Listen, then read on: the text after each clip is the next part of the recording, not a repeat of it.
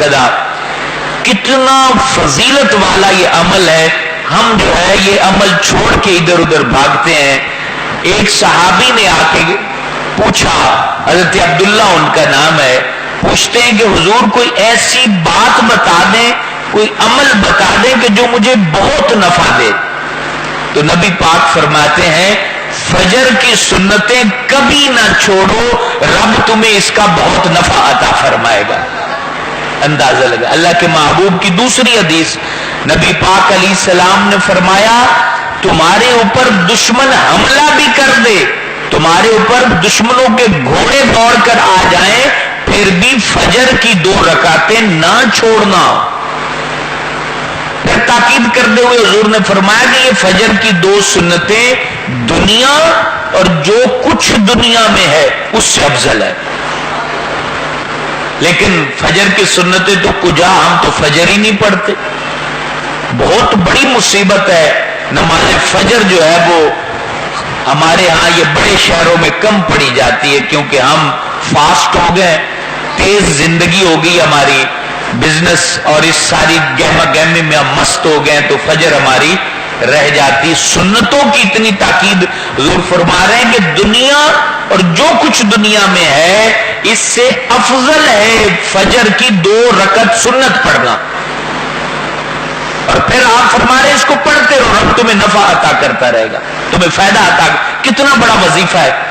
आज अगर फजर में यहां एक पीर साहब बैठ जाए और खारादर में ऐलान हो जाए कि इसका एकदम काम सीधा कर देता है, तो मेरा ख्याल है कि यहां जो है ना वो जगह ही नहीं मिलेगी। बाहर गलियों में भी जो है टोकन पर भी रख देना कि भाई बुखारी मस्जिद में टोकन मिल रहा है, तो टोकन खत्म हो जाएंगे।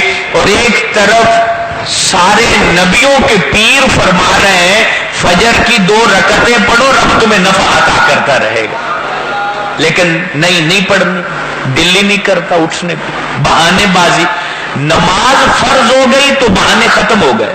ये बात याद रखें, दिल पे लिख लें, बच्चों को बता दें, बीवी को बता दें, जब रब ने नमाज फर्ज कर दी, बहाने खलास। मैं लेट सोता हूं, मैं ड्यूटी करता हूं, मेरी आंख नहीं खुलती, ये सब कुछ जो है वो बकवास है। नमाज के मामला में जो है ना, वो कई लोग देखें कि वो ये चौकों में बैठे रहते हैं, इधर मौलवी अजान देता है, उधर जाके वो सो जाते हैं। तो ये कितनी बड़ी बदनसीबी है।